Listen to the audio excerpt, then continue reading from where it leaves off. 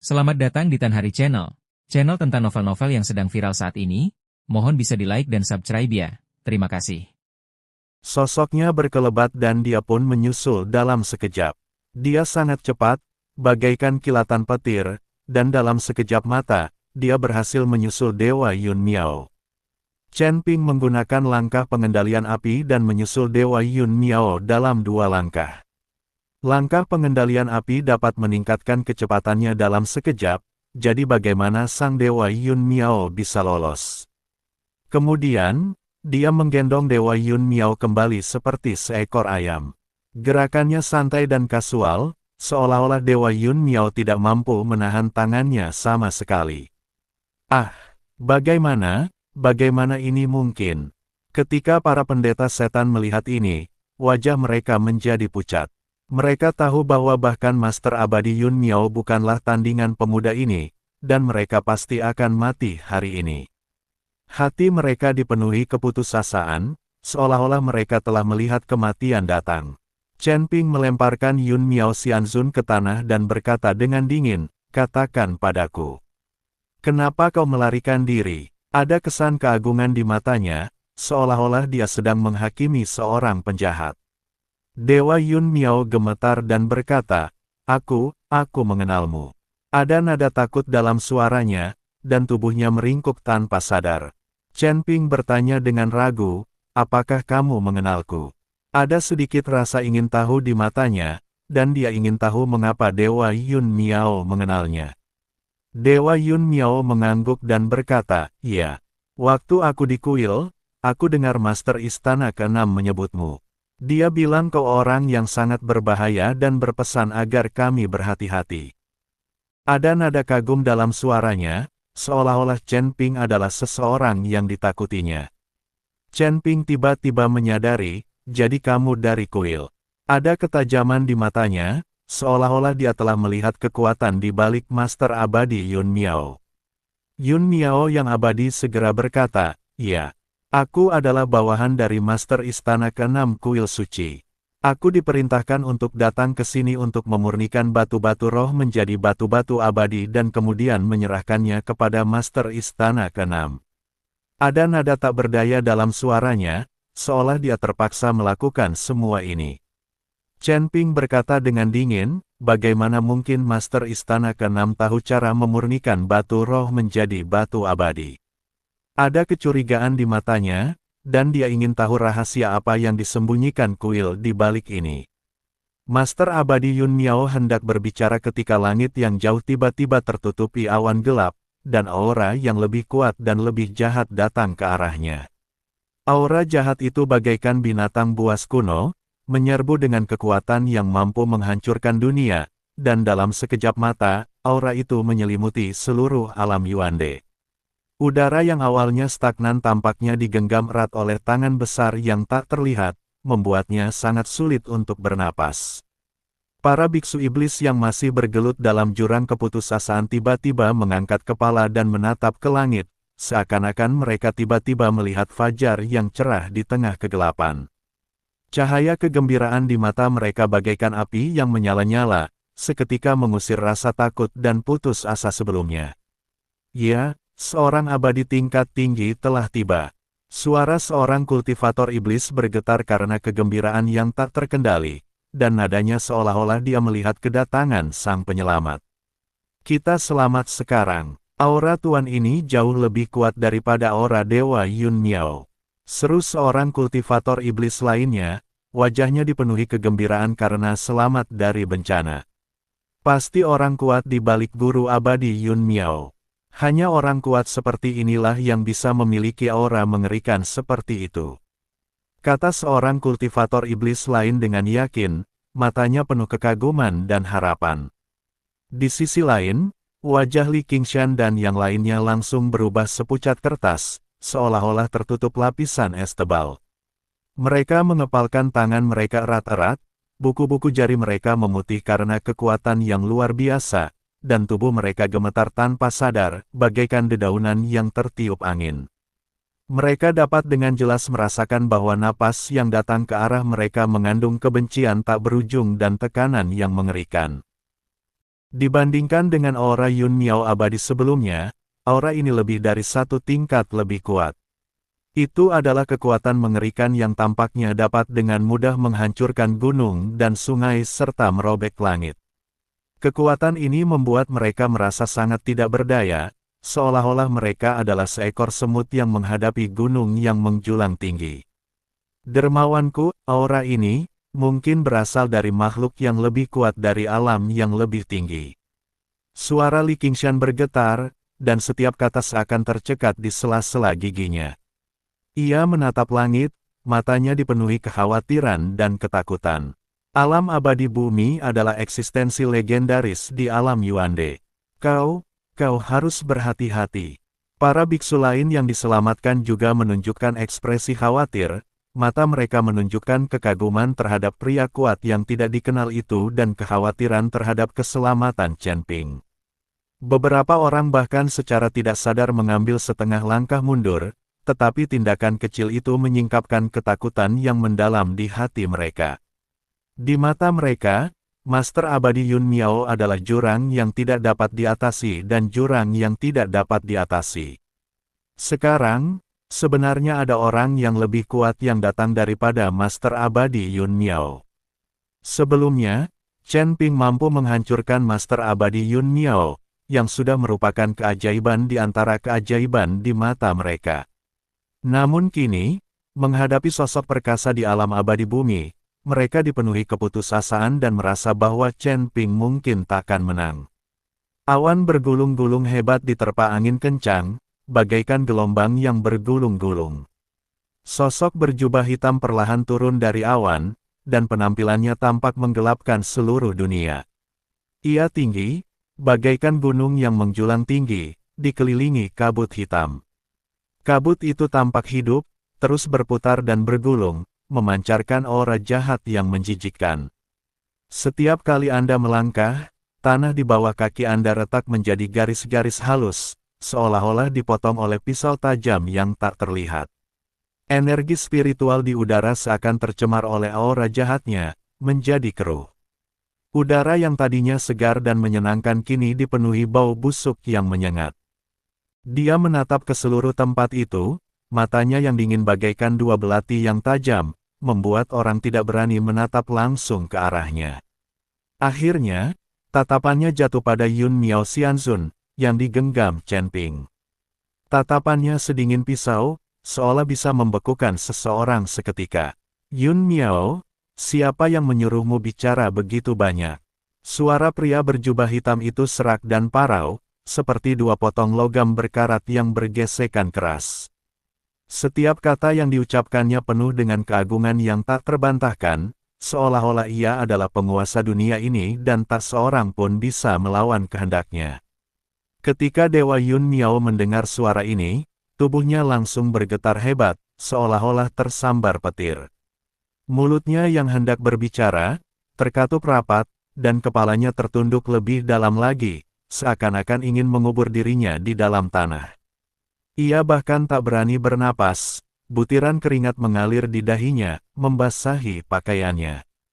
Ketakutan di wajahnya bahkan lebih intens daripada saat ia menghadapi Chen Ping, seolah-olah pria berjubah hitam di hadapannya adalah iblis yang bisa menghancurkannya menjadi abu kapan saja, dewa kematian dari neraka.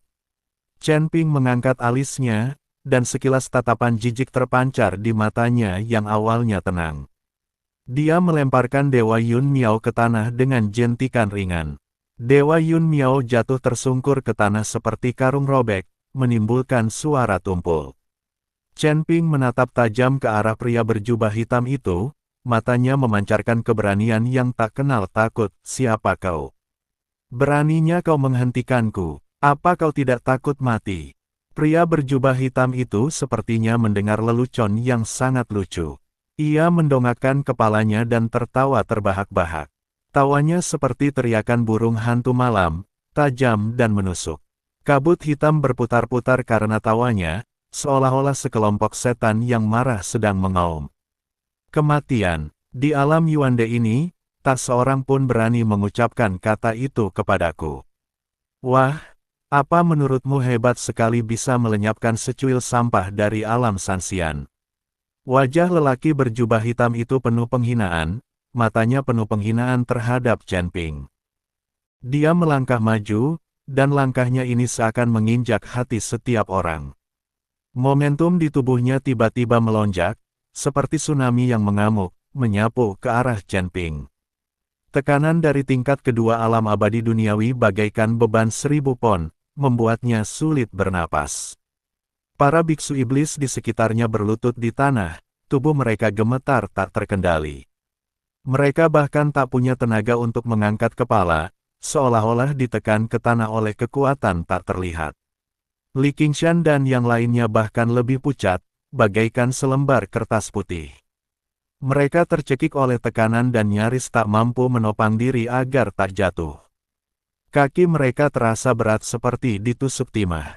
Dengarkan baik-baik, tatapan tajam terpancar di mata pria berjubah hitam itu. Tatapannya bagaikan ular berbisa, membuat orang bergidik. Aku adalah petugas penegak hukum Istana Dao Jahat, diperintahkan untuk mengawasi pemurnian batu abadi di alam Yuande. Kau telah menghancurkan rencana Istana Dao Jahatku dan berani menyerang Yun Miao. Kau benar-benar mencari kematian. Ia terdiam, nadanya penuh penghinaan, seolah Chen Ping hanyalah seekor semut yang bisa dengan mudah ia remukkan sampai mati. Kalau kau tahu apa yang baik untukmu, keluarlah dari alam Yuande sekarang juga dan tinggalkan semua batu abadi yang kau ambil. Kalau tidak, aku akan mengubahmu menjadi abu hari ini, tanpa memberimu kesempatan untuk bereinkarnasi. Ketika para biksu iblis mendengar kata-kata Aula Dao Jahat, mereka begitu gembira hingga gemetar. Mata mereka penuh dengan fanatisme, seolah-olah mereka melihat harapan untuk balas dendam. Itu Istana Jalan Jahat. Istana Jalan Jahat yang konon menguasai seluruh alam bawah. Yang mulia sungguh perkasa, bunuh bocah ini dan balaskan dendam kami. Dia jelas tidak bisa mengalahkan penguasa Istana Jahat. Sekarang kita selamat. Mereka berteriak satu demi satu, suara mereka dipenuhi kekaguman terhadap pria berjubah hitam dan kebencian terhadap Chen Ping. Chen Ping sedikit terkejut. Ia tidak menyangka Aula Dao Jahat juga terlibat, dan dilihat dari reaksi para pembudidaya iblis ini, sepertinya mereka tidak asing dengan Aula Dao Jahat.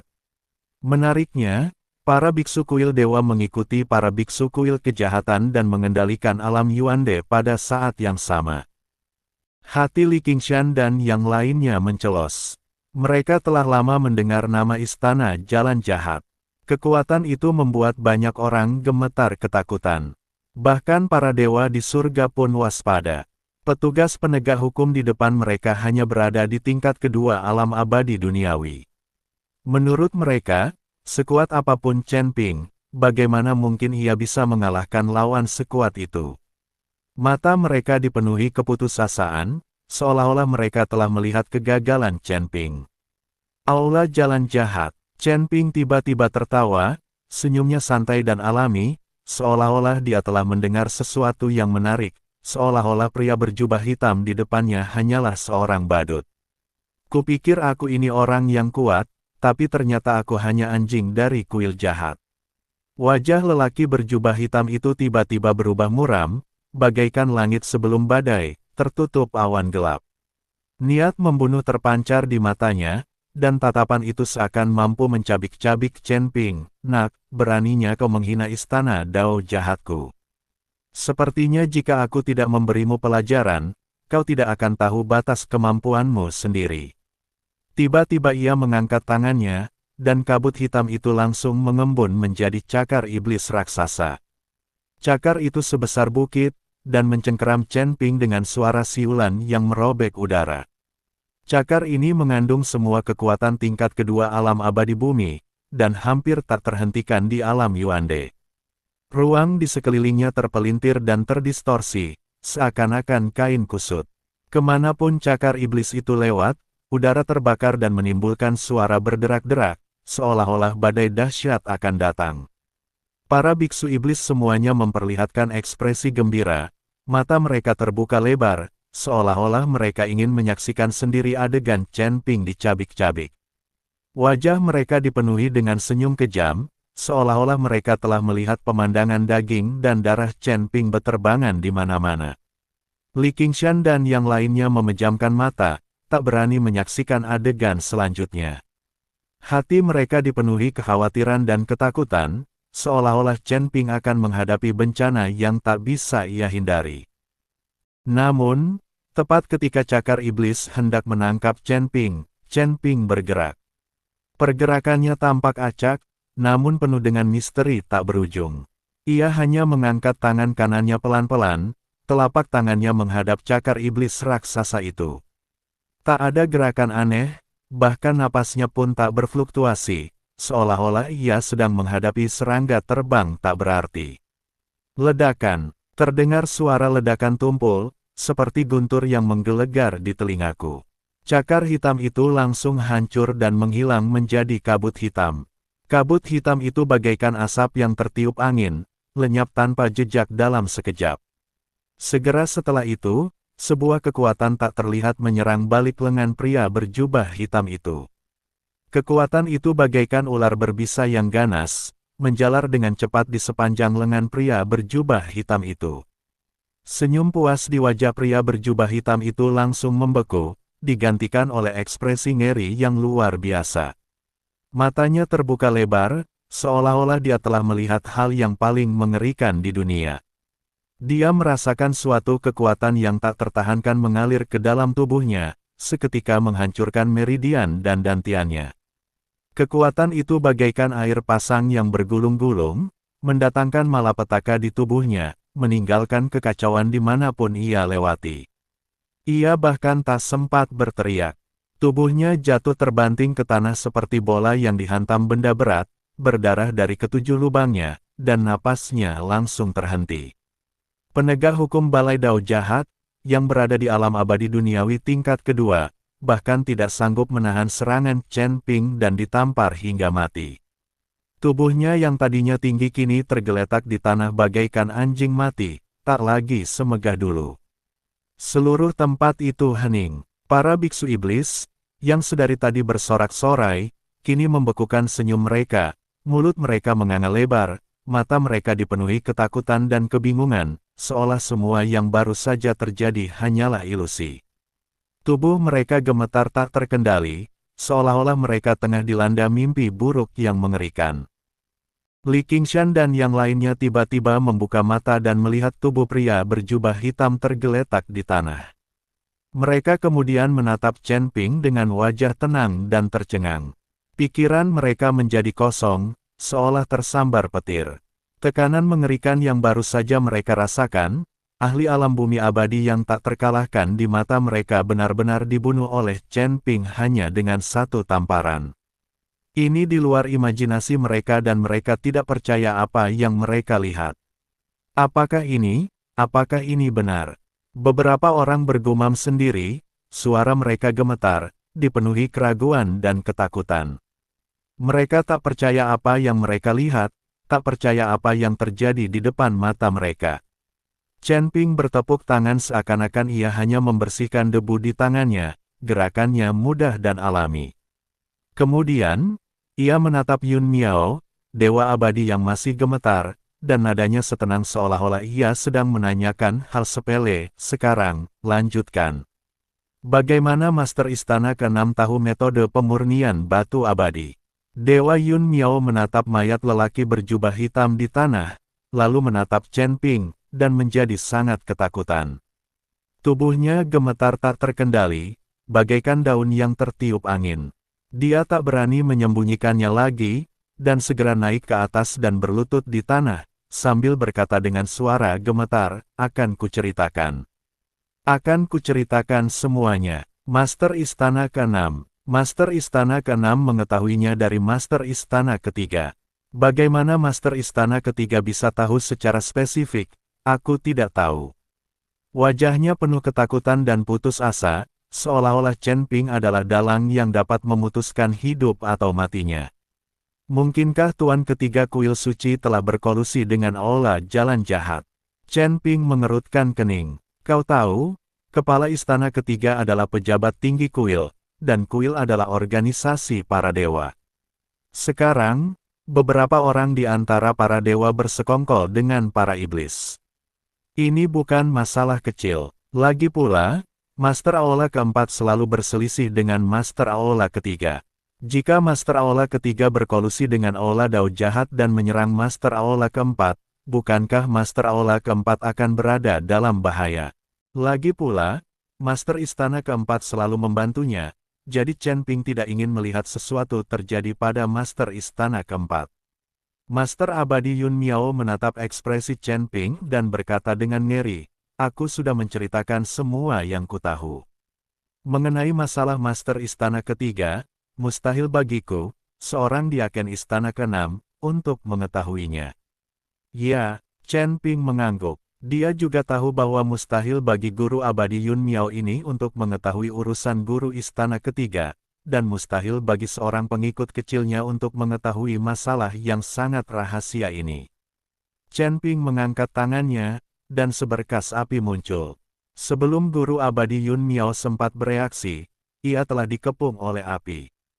Terdengar teriakan, dan Li Qingshan serta yang lainnya sangat gembira saat melihat pemandangan ini. Jika Dewa Yun Miao meninggal, maka mereka akan terbebaskan sepenuhnya. Setelah membunuh Yang Mulia Abadi Yun Miao, Chen Ping memandang Li Qingshan dan berkata, "Dao You, bawa anak buahmu untuk mengumpulkan semua batu abadi yang dimurnikan di alam Yuande. Aku akan menggunakannya untuk kultivasiku. Jangan menambang atau memurnikan batu roh yang tersisa secara sembarangan. Lagi pula, kamu membutuhkan batu roh untuk kultivasi." Li Qingshan dan yang lainnya bukanlah makhluk abadi, jadi mereka tidak dapat menyerap energi abadi di batu abadi untuk berkultivasi. Mereka hanya dapat menyerap energi spiritual. Begitu mereka menerobos alam surgawi dan mencapai tingkatan para dewa abadi yang tersebar, mereka akan mampu menyerap energi abadi.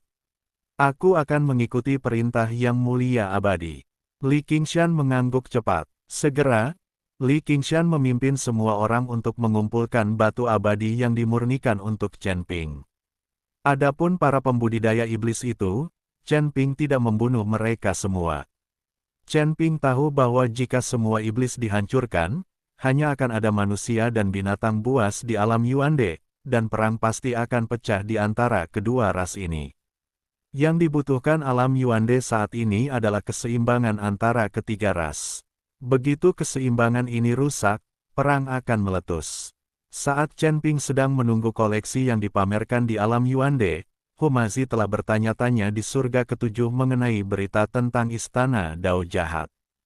Pada saat ini, di tepi langit ketujuh, ada kota misterius yang diselimuti kabut kelabu sepanjang tahun, kota angin hitam. Tempat ini seakan terlupakan oleh dunia. Jalanannya dipenuhi suasana muram dan pejalan kaki sepi bagai bintang yang bertaburan di langit malam.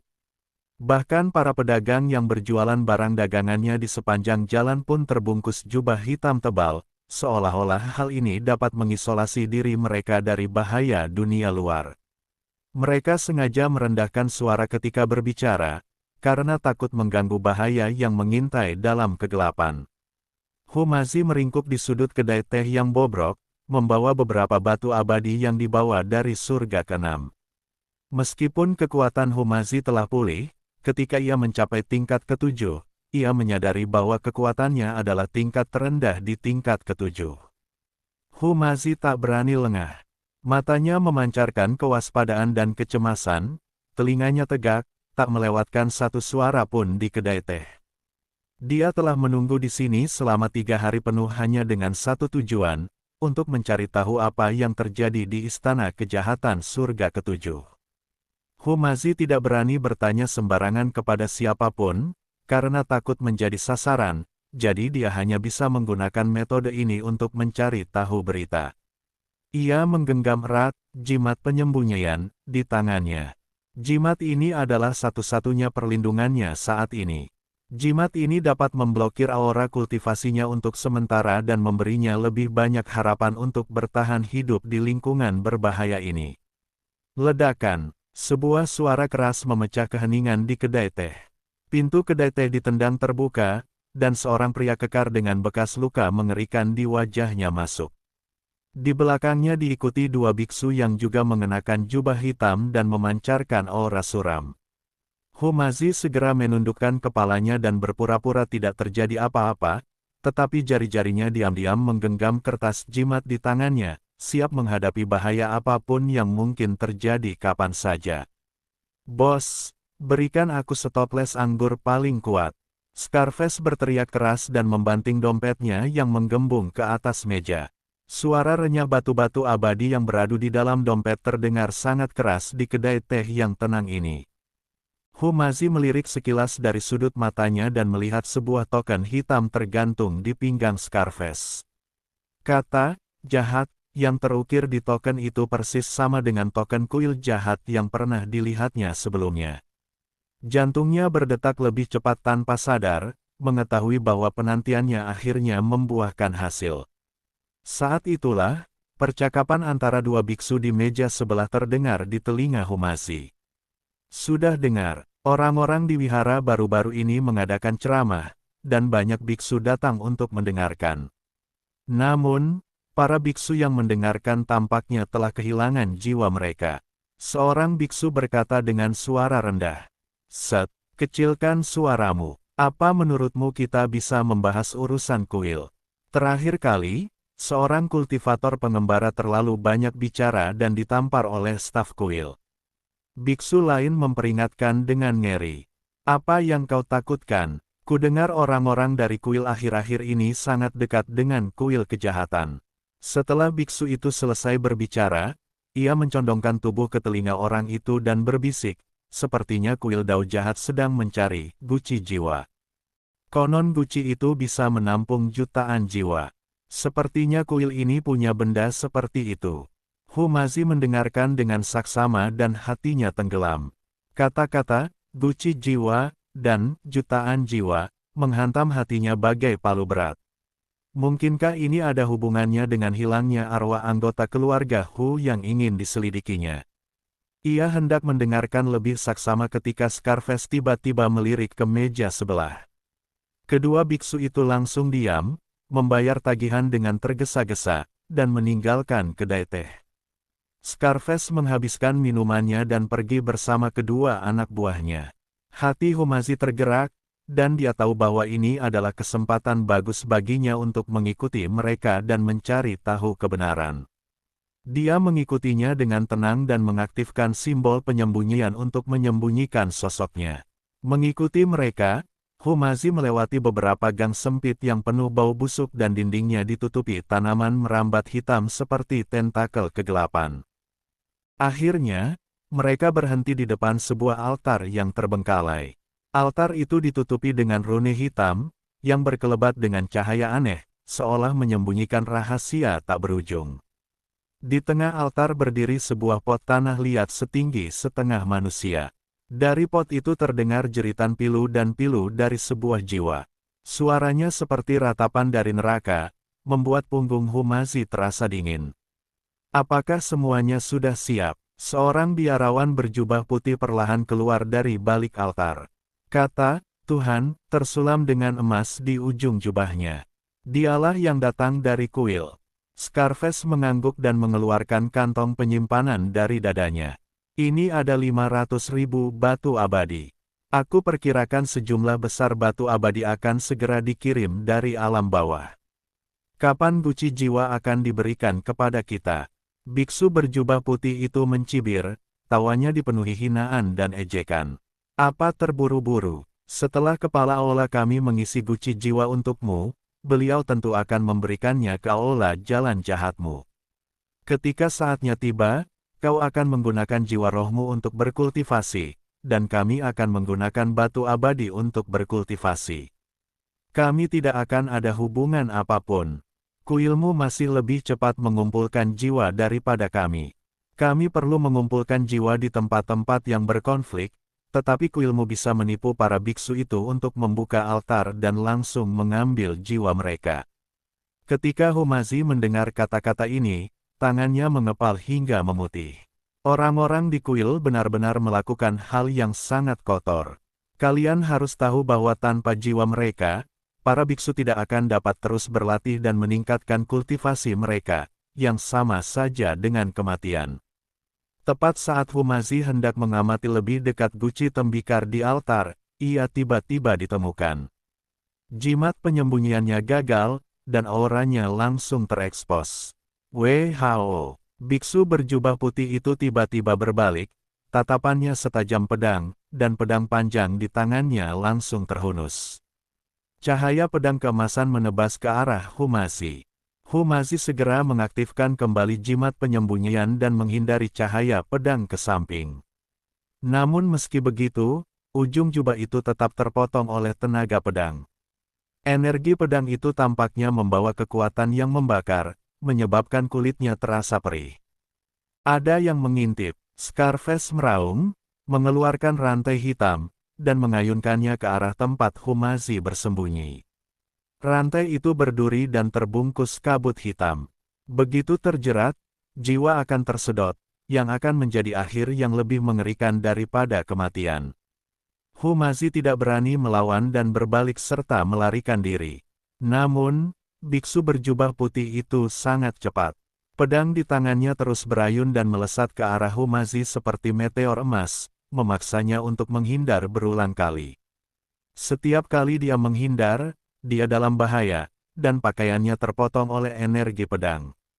Tangkap dia, jangan biarkan dia lolos. Scarface dan anak buahnya menyusul, rantai hitam mereka membentuk jaring besar di udara, menyelimuti Humazi.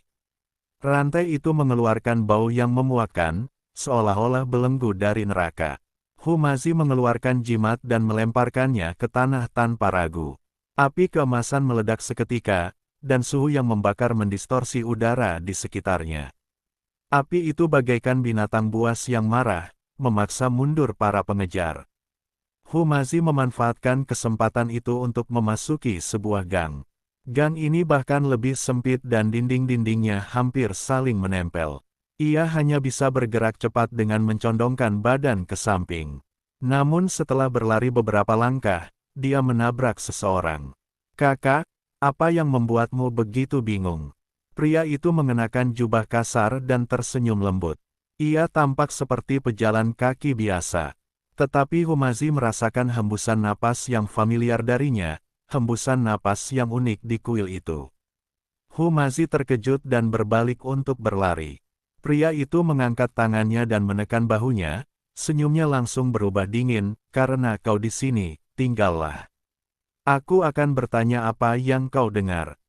Humazi hanya merasakan bahunya mati rasa, dan suatu kekuatan aneh menembus ke dalam tubuhnya melalui bahunya, menekan kultivasinya. Tubuhnya seakan tertindih gunung raksasa, tak mampu bergerak. Scarface dan biksu berjubah putih pun menyusul dan mengepungnya.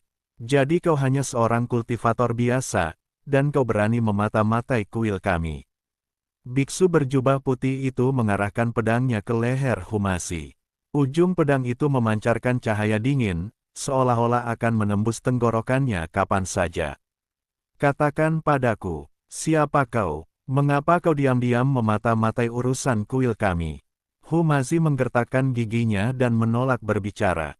Dia tahu bahwa jika dia mengatakan yang sebenarnya, dia tidak hanya tidak akan selamat, tetapi dia akan mengalami kematian yang lebih menyedihkan.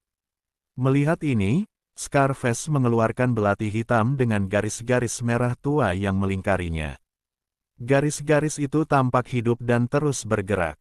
"Kau tidak mau memberitahuku. Kalau begitu jangan salahkan kami karena menggunakan belati pemakan jiwa.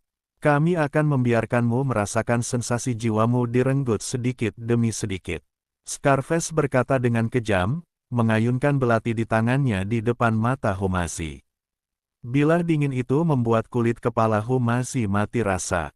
Cahaya dingin belati pemakan jiwa hanya berjarak 3 inci dari alis Humazi, dan ujung esnya tampaknya mampu langsung menembus jiwanya.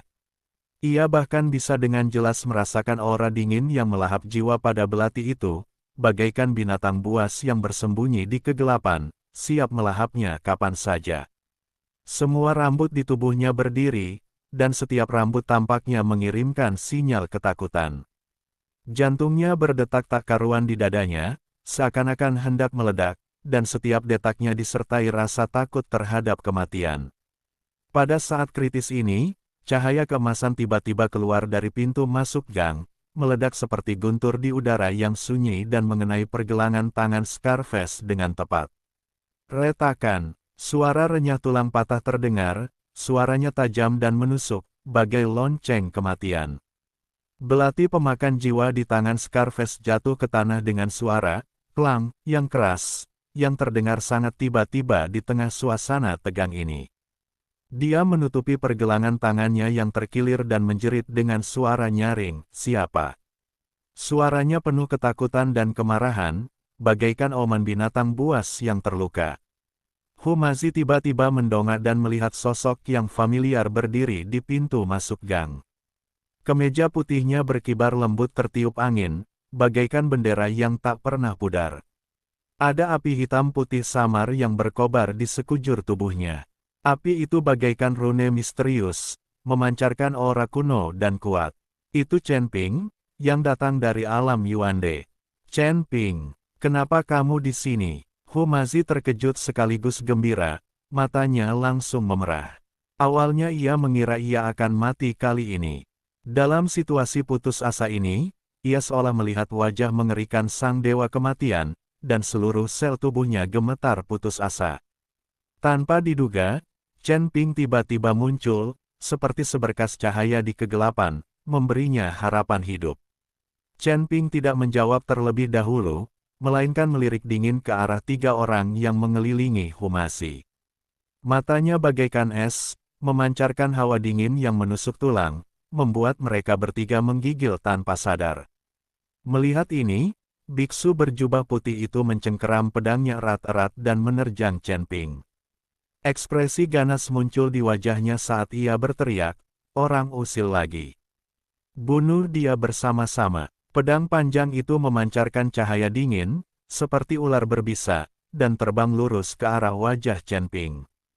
Namun saat hendak menyerahkan pedangnya, Chen Ping mengulurkan 2 jarinya dan menggenggamnya erat.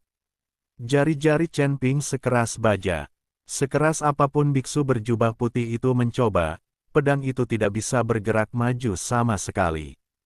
Chen Ping sedikit mengangkat sudut mulutnya, memperlihatkan senyum menghina, "Dengan kemampuan sekecil ini, kau berani menggunakan pisau di depanku."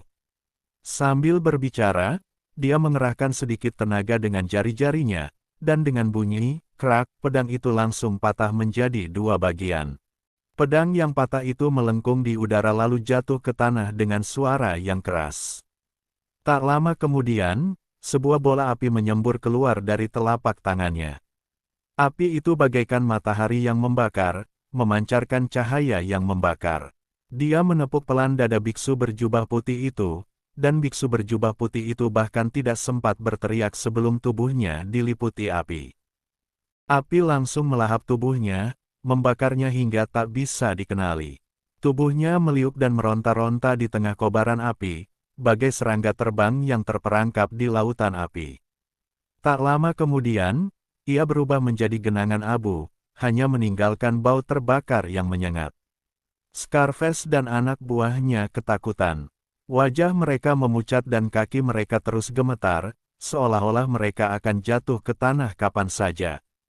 Mereka berbalik dan ingin berlari, langkah mereka tergesa-gesa dan panik, seolah-olah ada banyak sekali roh jahat yang mengejar mereka. Namun, Chen Ping dengan santai melemparkan 2 rantai api, yang seperti 2 ular api yang lincah dan langsung melilit anggota tubuh mereka. Mereka berjuang mati-matian namun tidak dapat melepaskan diri dari rantai itu dan hanya bisa berteriak putus asa. "Mau lari? Kamu sudah mengajakku." Chen Ping melangkah maju dan menginjak punggung Scarface. Kekuatannya bagaikan gunung yang menekan Scarface, membuatnya sulit bernapas. Wajah Scarface memerah dan matanya dipenuhi ketakutan dan kesakitan. "Katakan padaku, apa sebenarnya yang ingin dilakukan kuil suci dan kuil jahat dengan bersekongkol satu sama lain?" Suara Chen Ping dingin dan kasar, seperti pedang tajam yang menusuk jantung Scarface.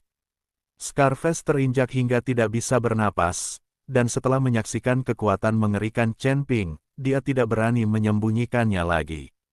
Tubuhnya terus gemetar, air mata menggenang di matanya, dan ia berteriak, "Kukatakan padamu. Kukatakan padamu, kuil ini membantu kami mengumpulkan jiwa, dan kami memberi mereka batu abadi. Aku benar-benar tidak tahu apa-apa lagi." Suaranya penuh air mata, ketakutan, dan ketidakberdayaan. Tatapan Chen Ping berubah dingin, dan api menyembur dari telapak tangannya. Api itu bagaikan gelombang pasang, seketika membakar Scarface dan anak buahnya menjadi abu. Udara dipenuhi bau menyengat, bau kematian. Lalu, ia menoleh ke arah Hu Mazi, wajahnya memucat. "Tuan Hu, Anda sungguh cakap, ya. Anda lari ke langit ketujuh tanpa pamit. Dengan kekuatan Anda yang terbatas, saya hampir kehilangan jiwa saya tadi." Ada nada menyalahkan dalam nada bicaranya, tetapi lebih merupakan kekhawatiran terhadap Hu Mazi.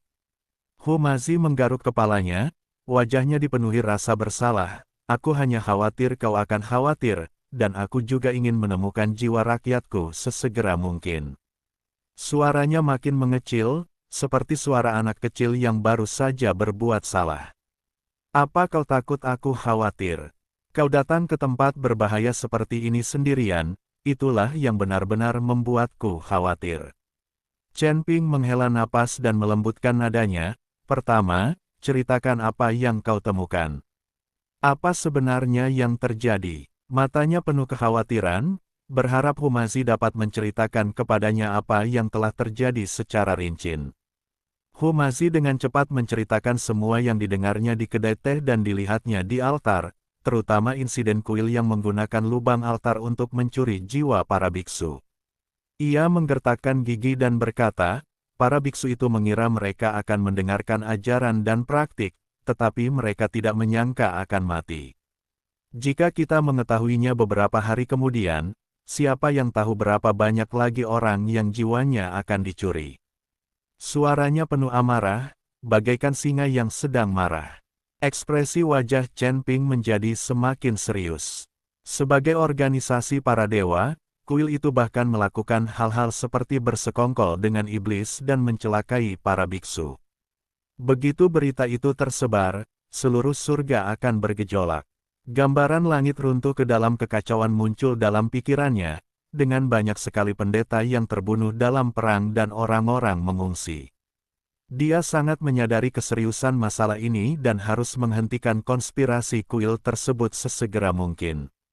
"Ayo pergi ke altar pengumpulan jiwa dan cari tahu bagaimana mereka mencuri jiwa." Matanya menampakkan tekad yang kuat, bagaikan gunung yang tak tergoyahkan. Mereka berdua menemukan toko pakaian siap pakai, berganti pakaian dengan jubah hitam kasar yang biasa dikenakan oleh kultivator tingkat 7, dan menggunakan energi spiritual mereka untuk sedikit mengubah penampilan. Mereka berpura-pura menjadi kultivator biasa yang datang untuk mendengarkan ajaran dan berjalan menuju altar pengumpulan jiwa. Langkahnya mantap dan teguh, dan setiap langkahnya dijalankan dengan mengejar kebenaran dan keteguhan keadilan. Altar pengumpulan jiwa dibangun di atas panggung tinggi di pusat kota angin hitam. Altar itu dipenuhi para kultivator, kebanyakan dari mereka adalah kultivator independen yang ingin meningkatkan kultivasi mereka atau bergabung dengan kuil, wajah mereka penuh dengan antisipasi. Mata mereka mengungkapkan keinginan mereka untuk berlatih spiritual dan harapan mereka untuk mencapai terobosan dalam khotbah ini. Di tengah panggung berdiri seorang biksu berjubah emas, memegang Rui Giok. Ia berkhotbah dengan lantang, "Rekan-rekan Taois, ceramah hari ini bertujuan untuk menarik energi mendalam dari langit dan bumi ke dalam tubuh kalian dan membantu kalian menembus hambatan. Tenangkan pikiran kalian dan ikuti bimbingan saya." Suaranya nyaring dan menular, seolah-olah memiliki kekuatan magis yang dapat memukau para pendeta di sekitarnya. Chen Ping diam-diam melepaskan jejak kesadaran spiritual, menyapu seluruh platform. Kesadaran spiritualnya seperti tangan tak terlihat, yang dengan lembut menyentuh segala sesuatu di sekitarnya. Tak lama kemudian, ia menyadari ada yang tidak beres. Ada lingkaran rune hitam yang terkubur di bawah platform. Rune-rune itu memancarkan aura aneh, seolah menyembunyikan rahasia yang tak terhitung jumlahnya. Rune tersebut terhubung ke alur tersembunyi di bagian tengah platform, dan terdapat hembusan samar guci jiwa di alur tersebut. Terlebih lagi, Ruyi Giok di tangan biksu berjubah emas itu memancarkan aura hipnotis samar, menyebabkan biksu di sekitarnya secara bertahap mengendurkan kewaspadaan mereka. Aura hipnotis itu bagai benang tak kasat mata yang diam-diam melilit para pendeta, membuat mereka tertidur lelap tanpa menyadarinya. Perhatikan ruang di antara alis para pendeta itu. Chen Ping berbicara kepada Humazi dengan suara yang hanya bisa didengar oleh mereka berdua. Suaranya rendah dan misterius, seolah-olah ia takut mengganggu sesuatu. Humazi mengamati dengan saksama dan melihat bahwa dari dahi para biksu yang memejamkan mata dan berkonsentrasi, seberkas benang jiwa berwarna biru muda perlahan melayang keluar, mengikuti arahan Yuruyi dan diam-diam memasuki alur panggung. Benang jiwa itu bagaikan aliran tipis, membawa kekuatan jiwa para pendeta, mengalir perlahan ke jurang gelap. Akan tetapi, para pendeta tidak menyadari hal ini dan masih tenggelam dalam ilusi, mendengarkan khotbah. Ada ekspresi damai di wajah mereka, seolah-olah mereka sedang bermimpi indah. Menggunakan hipnosis untuk memikat jiwa. Sungguh kejam, Humazi merendahkan suaranya, tinjunya mengepal hingga memutih. Kemarahannya bagaikan gunung berapi yang siap meletus kapan saja. Dia memikirkan para pendeta tak berdosa yang jiwanya direnggut tanpa ampun oleh kuil, dan hatinya dipenuhi kesedihan dan kemarahan. Biksu berjubah emas itu sepertinya menyadari sesuatu. Matanya menyapu kerumunan dan akhirnya tertuju pada Chen Ping dan Humazi. Secercah kewaspadaan terpancar di matanya, seolah seekor citah yang tajam telah merasakan bahaya di sekitarnya. Kedua rekan Taoisku, mengapa kalian tidak memejamkan mata dan berkonsentrasi? Tidakkah kalian percaya apa yang kukatakan? Suaranya masih keras, tetapi ada sedikit nada mengancam di dalamnya. Hati Chen Ping menegang, dia tahu tindakannya mungkin telah membangkitkan kecurigaan biksu berjubah emas. Namun, ia tidak menunjukkan kepanikan apapun. Sebaliknya, ia tersenyum dan berkata, "Rekan Taois, ajaran Anda memang mendalam. Namun, kami masih baru di sini dan masih ragu-ragu tentang metode menarik energi spiritual langit dan bumi ke dalam tubuh. Oleh karena itu, kami tidak berani gegabah." Suaranya tenang dan mantap, seperti danau yang tak terduga. Biksu berjubah emas itu menyipitkan matanya sedikit dan menatap ke atas dan ke bawah ke arah Chen Ping dan Humazi, mencoba menemukan kekurangan pada diri mereka. Matanya bagaikan dua pisau tajam, mengamati Chen Ping dan Humazi. "Oh, kalau ada pertanyaan, silakan beritahu saya. Saya mungkin bisa membantu Anda menyelesaikannya." Ada sedikit godaan dalam nada suaranya, seolah-olah dia sedang menunggu Chen Ping dan Humazi menunjukkan kartu mereka. Chen Ping diam-diam memikirkan tindakan balasan di dalam hatinya. Ia tahu bahwa ia tidak bisa membiarkan biksu berjubah emas itu terus meragukannya, kalau tidak rencana mereka akan gagal. Sebuah ide terlintas di benaknya, dan ia berkata, "Kita pernah mendengar bahwa untuk menarik energi mendalam dari langit dan bumi ke dalam tubuh, seseorang harus terlebih dahulu memurnikan pikiran dan menghilangkan kekotoran. Saya ingin tahu apakah ada metode khusus untuk metode ini." Pertanyaannya tampak biasa saja, tetapi secara cerdik mengalihkan perhatian biksu berjubah emas. Biksu berjubah emas itu mengangguk pelan dan berkata, "Metode pemurnian pikiran berfokus pada penghapusan pikiran-pikiran yang mengganggu dan fokus pada tujuan. Kamu bisa mencoba duduk bermeditasi untuk menenangkan pikiranmu." Suaranya sedikit melunak, dan dia tampak cukup puas dengan pertanyaan Chen Ping. Chen Ping memanfaatkan kesempatan itu untuk berkata, "Terima kasih atas bimbingan Anda, rekan Taois. Saya akan duduk bermeditasi dan mengikuti bimbingan Anda." Sambil berbicara, dia menarik lengan baju Humazi, dan mereka berdua menutup mata, berpura-pura sedang bermeditasi. Namun pada kenyataannya, kesadaran spiritual mereka masih memperhatikan dengan saksama setiap gerakan di sekitar mereka. Melihat hal itu, mata sang biksu berjubah emas berbinar puas dan ia melanjutkan khotbahnya. Suaranya bergema di udara bagaikan mantra hipnotis, membuat para pendeta di sekitarnya semakin tenggelam di dalamnya. Dan benang-benang jiwa itu terus melayang keluar dari alis para pendeta dan mengalir ke dalam alur-alur panggung. Waktu berlalu menit demi menit. Chen Ping dan Hu Mazi berpura-pura mendengarkan khotbah, tetapi sebenarnya mereka diam-diam mengamati konspirasi kuil.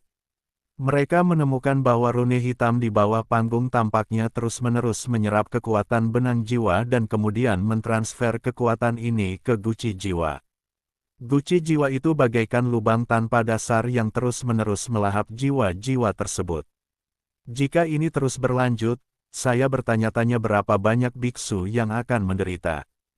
Hu Mazi berbicara dengan suara yang hanya bisa didengar oleh Chen Ping, suaranya penuh kekhawatiran. Chen Ping mengangguk sedikit dan berkata, kita harus menemukan cara untuk menghancurkan konspirasi ini sesegera mungkin, jika tidak konsekuensinya akan menjadi bencana. Matanya menampakkan tekad yang kuat, seolah dia siap menghadapi tantangan. Pada saat ini, khotbah biksu berjubah emas tiba-tiba mencapai klimaksnya. Suaranya menjadi lebih bergairah, dan Rui Giok di tangannya memancarkan cahaya yang lebih terang. Cahayanya seterang matahari, sehingga mustahil untuk membuka mata. Pada saat yang sama, jubah emas di tubuhnya bergerak tanpa angin, seolah-olah ada kekuatan misterius yang menopangnya. Sekarang, aku akan membimbingmu untuk mengalirkan energi surgawi dan bumi yang mendalam ke dalam tubuhmu dan menembus hambatan itu. Biksu berjubah emas itu berteriak keras, suaranya bergema di udara bagaikan guntur. Saat dia selesai berbicara, para kultivator di sekitarnya mulai melatih keterampilan mereka, mencoba menarik energi spiritual langit dan bumi ke dalam tubuh mereka. Ada ekspresi antisipasi di wajah mereka, seolah-olah mereka melihat harapan untuk menembus kemacetan. Namun, mereka tidak tahu bahwa mereka sedang berjalan selangkah demi selangkah menuju jurang kematian. Di altar pengumpulan jiwa, rune berkelap-kelip dan memancarkan cahaya aneh, seolah menyembunyikan rahasia tak terhitung yang tak diketahui. Sekelompok biksu duduk bersila, ekspresi mereka terfokus dan sedikit fanatik. Mereka semua diselimuti atmosfer misterius dan tenggelam dalam kondisi aneh yang disebut mendengarkan khotbah. Biksu berjubah emas itu menggumamkan sesuatu, dan cahaya Rui Giok itu tiba-tiba membesar, bagaikan matahari kecil yang menyilaukan, begitu terangnya hingga orang tak dapat membuka mata. Hati Chen Ping menegang, firasat buruk muncul di benaknya. Dengan persepsinya yang tajam dan pengalamannya yang kaya, ia langsung menyadari krisis tersebut. Setelah gelombang bimbingan ini selesai, sebagian besar benang jiwa para pendeta yang hadir akan segera diekstraksi. Saat itu, bahkan jika mereka dapat diselamatkan, kecerdasan spiritual para pendeta tersebut akan rusak parah, dan mereka akan menjadi seperti mayat berjalan. Kita tidak bisa menunggu lebih lama lagi, kata Chen Ping dalam hatinya, tatapannya menjadi tegas. Dia tiba-tiba membuka matanya, dan matanya seperti kolam dingin yang dalam, memperlihatkan ketenangan dan tekad yang tak berujung. Api hitam dan putih tiba-tiba muncul di sekelilingnya, bagaikan gelombang yang dahsyat, seketika melindungi dia dan Hu Mazi di sampingnya. Api hitam putih ini merupakan hasil latihan unik Chen Ping. Api ini mengandung kekuatan dahsyat dan dapat bertahan melawan musuh eksternal maupun menyerang lawan. Pada saat yang sama, Chen Ping memanggil pedang pembunuh naga, yang memancarkan energi pedang tajam. Dia berteriak keras, dan energi pedang yang tajam menyambar alur di tengah panggung bagai kilat. Alurnya tampak biasa saja, tetapi sebenarnya menyimpan misteri. Alur ini merupakan kunci formasi pengumpulan jiwa, dan terus-menerus menyerap benang-benang jiwa para kultivator. Berhenti, raungan biksu berjubah emas itu meledak bagai guntur, membuat seluruh altar pengumpulan jiwa berdengung. Meskipun dia buru-buru memblokir energi pedang dengan jade Rui, rune hitam di bawah platform retak menjadi beberapa bagian. Benang jiwa yang awalnya melayang menuju alur itu tiba-tiba terhenti sebentar, seolah-olah ada tangan besar tak terlihat yang mencubit tenggorokannya. Para biksu di sekitar terbangun dari keadaan, mendengarkan khotbah. Mereka membuka mata dengan pandangan kosong dan menatap pemandangan mendadak di depan mereka, mata mereka penuh kebingungan. Mereka tidak mengerti mengapa seseorang tiba-tiba mencoba menyabotase mereka pada momen kritis sebuah terobosan. Melihat hal itu, biksu berjubah emas segera menyingkirkan penampilan lembutnya yang sebelumnya dan ekspresinya langsung berubah menjadi ganas. Dia menunjuk Chen Ping dengan mata terbelalak, suaranya penuh hasutan, "Rekan-rekan Taoisku. Orang ini mungkin mata-mata dari klan iblis. Melihat kita sedang menyerap energi mendalam dari langit dan bumi untuk membantu kita menerobos, dia malah mencoba menyabotase kita. Jelas dia tidak ingin kita meningkatkan kultivasi kita." Begitu kata-kata itu diucapkan, para pendeta yang masih bingung langsung menjadi marah. Mereka yang baru terbangun dari kondisi hipnotis sudah tidak puas dengan kesempatan terobosan yang terputus. Mereka telah menunggu begitu lama untuk terobosan ini, mengerahkan begitu banyak upaya dan kerja keras, tetapi kini mereka gagal di saat-saat terakhir. Bisa dibayangkan kemarahan di hati mereka. Setelah dicap sebagai mata-mata iblis oleh biksu berjubah emas, pandangan mereka terhadap Chen Ping langsung dipenuhi permusuhan, seolah-olah Chen Ping adalah musuh bebuyutan mereka. "Siapa kau? Kenapa kau merusak kebaikan kami?" Seorang pria kekar berjanggut lebat melangkah maju dan membanting kapak besar di tangannya ke tanah, menimbulkan kepulan debu. Kapak raksasa itu memancarkan cahaya dingin, seakan-akan dapat membelah Chen Ping menjadi dua bagian kapan saja. "Kurasa dia hanya iri karena kita bisa mendapat bimbingan dari kuil." Biksu lain berjubah hijau menggemakan hal ini, tangannya sudah memegang pedang di pinggangnya. Selama Chen Ping membuat gerakan sekecil apapun, ia akan langsung menghunus pedang itu. Chen Ping mengerutkan kening dan diam-diam mendesak atas ketidaktahuan orang-orang ini. Dia melangkah maju dan mencoba menjelaskan, "Jangan tertipu." Jade Ruyi di tangannya melepaskan aura hipnotis. Rune di bawah platform adalah formasi pengumpul jiwa. Benang jiwamu sedang ditarik ke dalam guci jiwa di alur. Jika kau menunggu lebih lama lagi, jiwamu akan diambil. Akan tetapi, begitu dia selesai berbicara, suaranya tenggelam oleh gelombang kutukan. "Omong kosong. Kuil ini kan kuil para dewa ortodoks. Kok bisa lakuin hal kayak gitu?" teriak seorang lelaki tua berambut putih dengan mata terbelalak. "Saya pikir kamu takut kalau kami akan lebih kuat darimu setelah kami menerobos, jadi kamu sengaja mengarang kebohongan," kata biksu muda lainnya dengan nada meremehkan. "Saudara-saudara, jangan buang waktu bicara dengannya. Tangkap dia dulu dan serahkan dia ke kuil untuk dimusnahkan." Seseorang di kerumunan berteriak, dan lebih dari selusin biksu bergegas menuju Chen Ping dalam sekejap. Senjata ajaib di tangan mereka memancarkan cahaya dingin, dan fluktuasi energi spiritual bersifat kacau tetapi membawa kekuatan yang tidak boleh diremehkan. Kebanyakan dari mereka adalah praktisi independen yang telah lama terjebak dalam kebuntuan.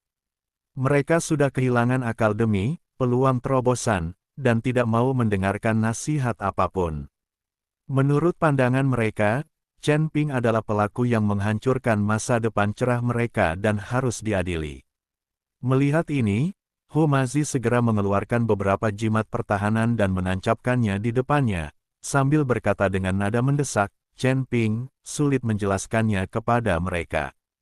Orang-orang ini tersihir." Dia tahu betul bahwa para biksu itu sekarang terobsesi dengan terobosan, dan tidak peduli bagaimana Chen Ping menjelaskan, mereka tidak akan mempercayainya. Chen Ping menatap para biksu yang berlari ke arahnya, dan secerca kekecewaan melintas di matanya. Dia dapat dengan mudah mengalahkan orang-orang ini, tetapi orang-orang ini bukanlah orang jahat, mereka hanya orang-orang miskin yang tertipu. Dalam mengejar kultivasi yang lebih tinggi, mereka bersedia membayar berapapun harganya, tetapi mereka tidak tahu bahwa mereka telah terjerumus dalam konspirasi besar. Ia menghindari serangan pedang seorang biksu dengan bergerak menyamping. Pedang itu menyerempet ujung bajunya, menimbulkan embusan angin. Dia menggunakan energi spiritualnya untuk melepaskan senjata ajaib milik orang lain, dan senjata itu terlempar dari tangannya dan melayang jauh. Chen Ping berteriak lagi, rasakan di antara kedua alismu. Apakah kau merasakan sedikit sensasi geli? Itu tandanya benang jiwa sedang ditarik keluar. Namun yang menanggapinya adalah serangan yang bahkan lebih dahsyat. Seorang pria tua berambut putih mengeluarkan kompas, dan beberapa sinar kemasan keluar dari kompas, menembus titik-titik vital Chen Ping. Sinar cahaya itu mengandung kekuatan yang dahsyat, dan kemanapun ia lewat, udara terbakar dan terdistorsi. Orang tua itu mengutuk, setan ini menyesatkan manusia. Hari ini, aku akan menegakkan keadilan atas nama surga. Jejak keraguan terakhir di mata Chen Ping memudar. Ia tahu bahwa orang-orang ini telah sepenuhnya dikuasai oleh obsesi untuk menerobos. Bahkan jika ia menyelamatkan mereka saat ini, mereka mungkin akan pergi ke kuil untuk mendengarkan ajaran nanti. Mereka sudah terperangkap dalam dan tidak bisa melepaskan diri. Dia berhenti menghindar, dan api hitam putih di sekelilingnya tiba-tiba menyebar keluar, membentuk penghalang tak terlihat. Penghalang itu tampak tipis, tetapi mengandung kekuatan dahsyat, yang mendorong mundur semua pendeta yang menyerbu beberapa langkah, tetapi tidak melukai mereka sedikitpun. Meskipun Chen Ping marah pada ketidaktahuan para biksu tersebut, dia tetap tidak tega menyakiti mereka. Karena kamu tidak percaya, silakan saja.